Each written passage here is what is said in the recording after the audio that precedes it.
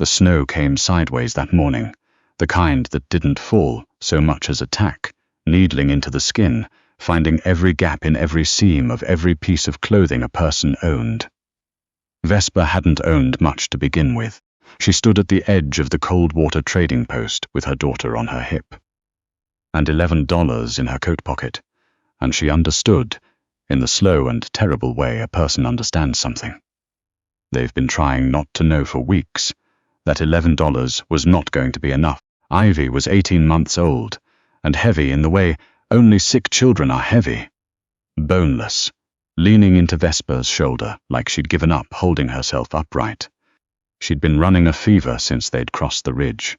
3 days ago, maybe 4, Vesper had lost count somewhere around the second night when she'd stopped sleeping to press cool rags against Ivy's forehead and talk to her about nothing, just to hear her own voice, just to keep them both anchored to the world. The trading post door opened and a man came out, big, broad, wrapped in a coat that had seen better decades, and he stopped when he saw her. Not rudely, just stopped, the way a person stops when they notice something they weren't expecting. "You looking for something?" he said. "A doctor," Vesper said, "or someone who knows enough to act like one." He studied her for a moment. Then he looked at Ivy. "Doc Hennessy's been gone since October," he said. "Went to Denver. Nobody replaced him." She'd known somehow. She'd known before she asked. His name was Cass. She didn't learn that until later, didn't learn much of anything about him in those first minutes, because what happened next happened fast and left very little room for introductions. Ivy's fever spiked. She could feel it happen, the small body in her, arms going from warm to burning, and Vesper did the thing she'd sworn she wasn't going to do. She sat down in the snow outside the cold water trading post, and she held her daughter against her chest, and she couldn't make herself stand back up. Cass didn't say anything. He bent down, looked at Ivy's face, put one large hand against her forehead, and then he said, "I've got willow bark and dried yarrow at my place, and a fire that's been going since September." Vesper looked up at him. He had grey eyes, the kind that didn't give much away, a jaw that needed a razor's attention about 2 weeks ago. He was watching her steadily, not with pity. She would have refused pity, but with the flat, practical look of someone assessing a situation and deciding what to do about it. "I don't know you," she said. "No," he agreed. I can't just. Your girl's burning up, and it's 12 degrees, he said. "You can sort out the propriety of it later." His cabin was 3 miles into the tree line, up a slope that would have defeated Vesper on a good day. On this day, with Ivy wrapped against her chest, and her legs already half numb, it should have been impossible. Cass walked ahead to break the trail without being asked. He didn't offer to carry Ivy. She wouldn't have let him, and somehow he seemed to understand that. The cabin was small, solid, and warm, in the way that only places built for survival are warm. Not comfortable, exactly, but serious about it. A cast-iron stove threw heat from the back wall. A woodpile that would have taken Vesper a month to split stood stacked along one side. There was a table, 2 chairs, a bunk, and a cot that had been folded and set aside. Shelves of dried herbs, tin cans, tools, everything had its place. No photographs, no decoration, nothing that suggested any life had been lived here except a practical one. Cass set water to boil without speaking. He moved around her the way a man moves in a space he knows in the dark. Reaching for things without looking, measuring dried bark into a cloth. Without measuring, Vesper sat on the chair he'd gestured her toward and held Ivy and watched him and tried to decide if she'd made a terrible mistake. Ivy whimpered against her chest. Vesper stayed. She didn't ask him about himself for 3 days. Because for 3 days she was too focused on Ivy to ask much of anything. Except, is this normal? And how much higher can a fever go? And what does it mean when she stops crying? Cass answered each question without impatience, without making her feel foolish for asking. He'd clearly done this before. Brought animals through hard sicknesses, maybe. Or he'd been sick himself out here alone. which was a thought Vesper found she didn't like and pushed away. Ivy's fever broke on the third morning. Vesper was asleep in the chair when it happened. She woke to find Ivy watching her from the makeshift nest of blankets they'd arranged on the cot, just watching, with those dark, serious eyes that had looked too much like her father's and now looked only like her own. And Vesper pressed her hand to Ivy's forehead, and it was just skin, cool and damp and ordinary. She put her face in her hands and cried so quietly that she was almost certain Cass, who was outside splitting wood, didn't hear. She was wrong.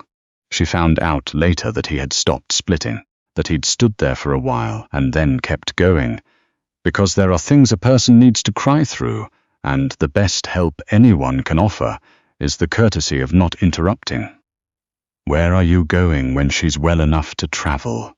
he asked on the fourth evening. They were eating. He'd made something with salt pork and dried beans that tasted like the best thing Vesper had ever put in her mouth, which was partly hunger and partly that it was the first hot meal she'd sat down to in 3 weeks that she hadn't also had to make. "West," she said. He waited. "My sister's in Pryor. She married a man with a farm there," she said. Vesper paused. She said there was room. I wrote ahead. I don't know if she got the letter. Cass looked at his bowl. "That's 2 mountain passes," he said. "In February." "I know. You don't have a horse. I'm aware of that." He nodded once slowly and said nothing else about it, which she found, infuriatingly, to be worse than arguing. Arguing she could have pushed back against. Silence she had to just sit with. The thing about Cass was that he communicated almost entirely in action, and it took Vesper several days to learn how to read him. He set a second chair beside the stove in the evenings. That meant, "Sit here. It's warmer." He began making twice the amount of food without remarking on it. That meant, "You're staying longer than you planned, and that's all right." He brought in snow-packed pine boughs and laid them beside the door. That meant, "I've thought about something and decided against it. Don't ask me what." She learned these things the way she'd learned everything useful in the past year.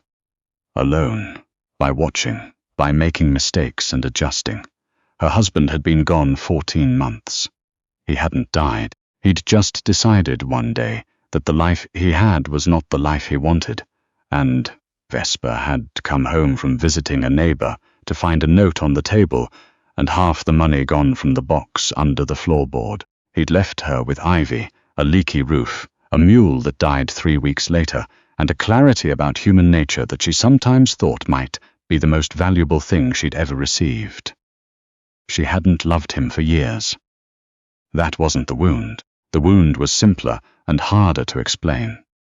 He hadn't thought she was worth the difficulty of a conversation. She didn't tell Cass any of this. She told him almost nothing those first days, because telling things to strangers is a particular kind of vulnerability, and she'd spent a year learning to ration her vulnerabilities. But Cass seemed untroubled by silence. He inhabited quiet, the way some people inhabit a well-fitted coat, naturally, without thinking about it, without needing it to be otherwise. Ivy adored him. This was the most inconvenient development. It started on the 6th day, when she was well enough to sit up and look around and form opinions about her surroundings. She looked at the cabin, acceptable. She looked at Vesper, familiar and therefore unexciting. She looked at Cass, who was mending a harness at the table, and she reached both arms straight out in his direction and said the word she'd only recently learned, and was deploying liberally. "Up!" Cass looked at her. Ivy looked at him. Vesper said, "She doesn't," and then stopped. Because Ivy had said it again with increased urgency, and Cass had set down the harness and crossed to the cot and picked her up as if he'd been doing it for months, settling her against one arm with the ease of someone who had held children before. Ivy looked around the cabin from this new altitude, and then grabbed a fistful of his shirt and seemed to decide she'd found the position she preferred. Cass looked at Vesper, over Ivy's head. His expression said nothing at all. Or perhaps it said something she didn't yet have the vocabulary to read. He sat back down at the table with Ivy on his knee and continued mending the harness. Ivy watched with the intense interest she brought to all mechanical processes and did not ask to get down for the next hour and a half. "He'd come out here 12 years ago," he said one night. Just that. No prologue, no explanation. He was washing the dinner dishes, and she was drying, and he said it the way people sometimes say the thing they've been thinking about when they finally decide the silence has gone on long enough. 12 years, she said, roughly. From where? He was quiet for a moment. Ohio, originally, moved around some. This was the place that took. Why? He handed her a tin cup to dry. Nobody asks you anything, he said. Up here. Vesper considered that. I'm asking you things, she said. I know. And he looked at her then, really looked at her with those grey eyes that had started to feel less unreadable and more simply careful. The eyes of someone who had learned to think before speaking, because speaking has costs. And I don't mind, he said. He went back to the dishes.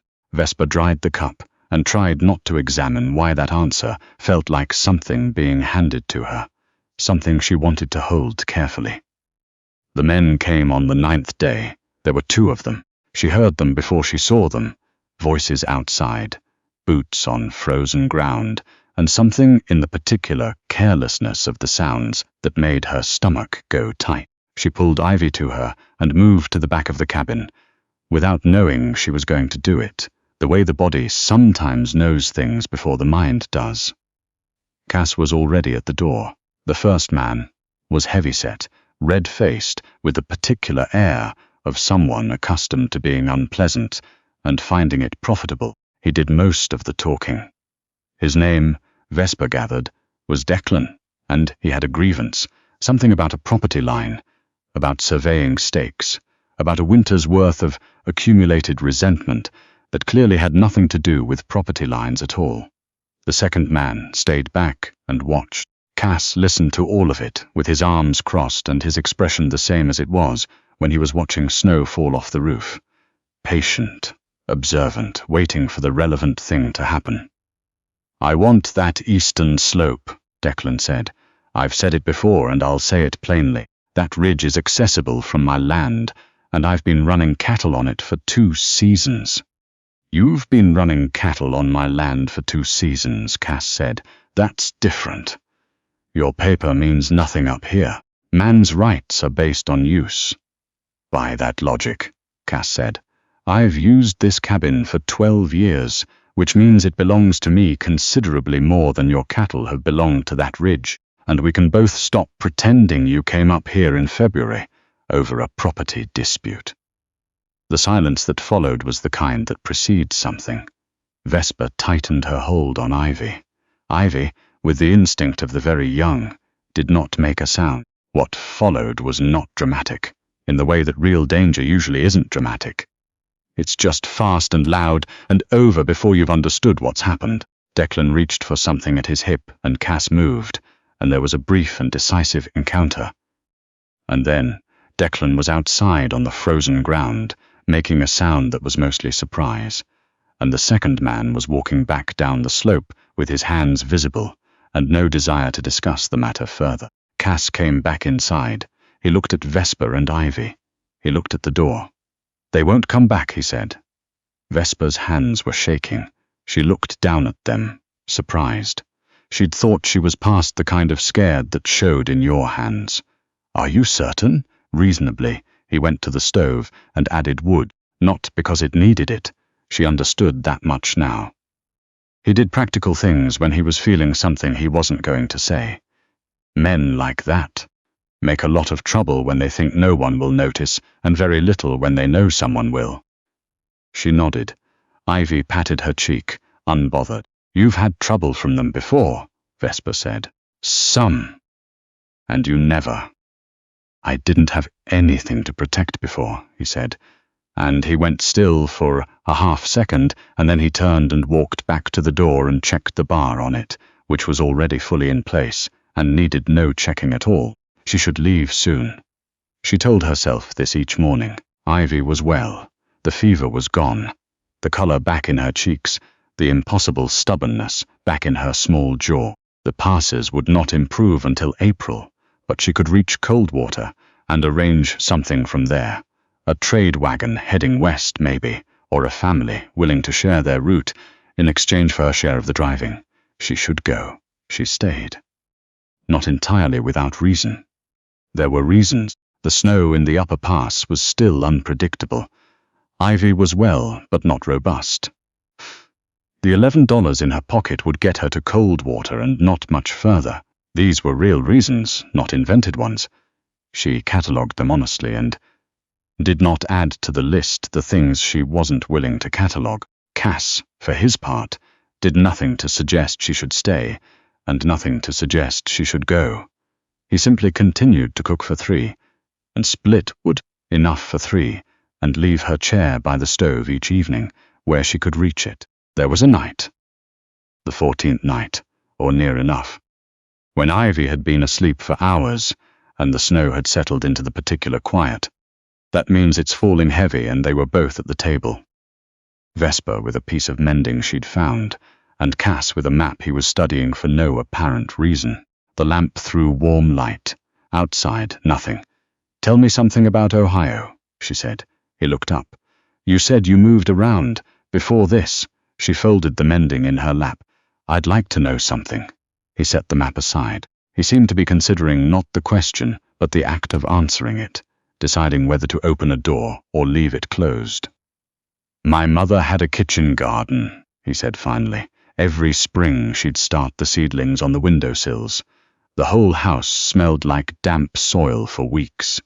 He paused. "I used to think that smell meant nothing bad could happen, because the seeds were growing and she was tending them, and everything was going forward." Vesper watched him. "What happened?" she said. "The usual," he said, not evasive, just tired. "People die, houses get sold, gardens get turned over for something else." He picked up the map again, then set it back down. "I'm not good at staying in places where I watched things end." "So you found a place with no history," she said. He looked at her steadily. "I found a place I could make something that was only mine," he said. "That's not the same thing." She understood the difference. She thought she might understand it better than most. She started helping with the work, not because he asked. He never asked, but because she could not sit still while another person labored, and because working helped her think, and because there was a satisfaction in learning the particular grammar of this place, where the water had to be broken in the morning, which stack of wood was for burning, and which was for splitting. How the animals, 2 horses, a pair of goats, and an elderly dog named nothing she could determine, liked to be spoken to, and how they liked to be left alone. The goats were named, she discovered on the 5th working day, theorem and proof. She stopped what she was doing when she found this out. "Why?" she said. Cass, who was checking a hoof on the larger horse, didn't look up. "Because one follows from the other," he said. She looked at the goats. They looked back with the total moral confidence of goats everywhere. "You named your goats after logical propositions," she said. "They're good names." "I didn't say they weren't." He set down the horse's hoof and straightened, and she caught the thing she'd been catching more often lately. The almost expression on his face, the thing that wasn't quite a smile, and wasn't quite something else, and disappeared before she could study it. She learned to stop looking away quite so quickly when she noticed it.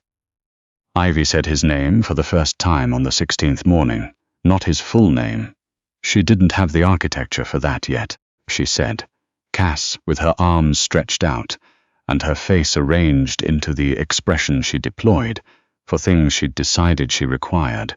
And Cass, who was coming through the door with the morning's water, stopped and looked at her for a moment with something that Vesper recognized, only because she'd felt it herself a number of times in the past 18 months. The ambush of tenderness. The feeling that arrives when you're not prepared for it and strikes with more force than anything you'd actually braced for. He set the water down. He picked Ivy up. Ivy said his name again, satisfied, and buried her face in his neck. Vesper looked away. Out the window, the pines were heavy with overnight snow, bowed but not broken, and the morning light was doing that thing it did in winter at altitude, where it hit the snow and doubled itself, made everything twice as bright as it had any right to be. She told him about her husband without planning to. It was not a confession. It came out factually, the way she'd learned to say factual things. There was a man, there was a note, here I am. And Cass listened without commenting until she'd finished, and then he was quiet for long enough that she wondered if she'd said something wrong. He left in October? He said finally. October of last year. Yes, Sen. With winter coming. Cass looked at the fire. His jaw was set in the way she'd come to understand, meant he was holding something back. He knew you'd have to move the firewood yourself, he said, and check the roof line, and keep the animal fed. He knew, and he did. Cass was quiet again. She had the sense of something large and cold being held at some distance. I'm not looking for it to be explained, she said. I stopped looking for explanations a while back. It doesn't explain. He nodded. Once. No, he said. It doesn't. They sat with that for a while. Outside, Theorem knocked against the fence post with his particular rhythm, which she'd come to understand meant he wanted his morning scraps. He was a fool, Cass said, simply. Not for her benefit. Not to make her feel better. Just as an assessment of fact. She found she had no reply, and she found she didn't need one. She was leaving on a Thursday. She'd made the arrangements. A family named. She only knew them as the Warwick party, was moving west in 9 days, and had agreed to take her as far as the Pryor Road for help with their cooking. Ivy was healthy. The passes were opening. There was no more reason to stay that she could honestly defend. She told Cass on a Wednesday evening. He said, All right. She waited. He said the Warwick wagon is solid. Elias Warwick's been on this road before. You know him. By reputation. She looked at the table, at her hands, which were rougher now than they'd been 3 weeks ago, which was a strange kind of credential. I wanted to say, she started. You don't have to, he said. I do, she said. Because I won't. I'm not good at things I don't say. I've been not saying them, and watching them not get said, and I've decided I'm finished with that. She made herself look at him. You kept my daughter alive. You gave us a place to be when we had nowhere to be, and you did it without making me feel small for needing it, which is. She stopped. Not everyone does that. He was watching her. That careful, serious attention that had initially felt like assessment, and now felt like something else entirely. It wasn't a burden, he said. I know, she said. That's part of what I'm saying. The morning came. The Warwick wagon was meeting her at Coldwater by noon. Vesper packed. There was not much to pack. There had never been much to pack, but she moved through it slowly, the way you move through things when you're not ready for them to be finished. Ivy was in her carrier, watching the process with her dark eyes, already dressed in the knitted cap. Vesper had made her last week from yarn Cass had produced from somewhere in the cabin's depths, without comment. He was outside. She could hear the rhythmic sound of the axe, steady and unhurried. She got her coat. She got her bag. She stood in the cabin for a moment and looked at it, the stove, the shelves, the 2 chairs by the fire, and then she went to the door. Cass was splitting wood he didn't need. She understood this now. He was doing it because it was there to do, and because his hands needed to be occupied. He stopped when she came out.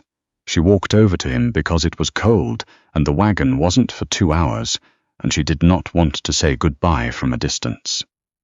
She stopped about 2 feet away, which was closer than she'd stood to him before, and she looked up at him in the flat winter light. I'll write, she said, when we get to Pryor, so you know we arrived. You don't have to, he said, for the second time, meaning there's no obligation. I know, she said, for the second time, meaning I'm going to.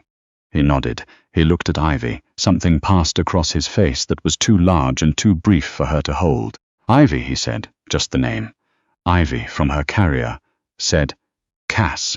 And that was nearly everything right there in 2 syllables.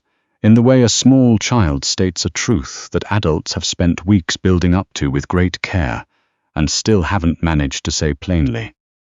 Vesper took a breath. "The pass is open fully in April," she said. He looked at her.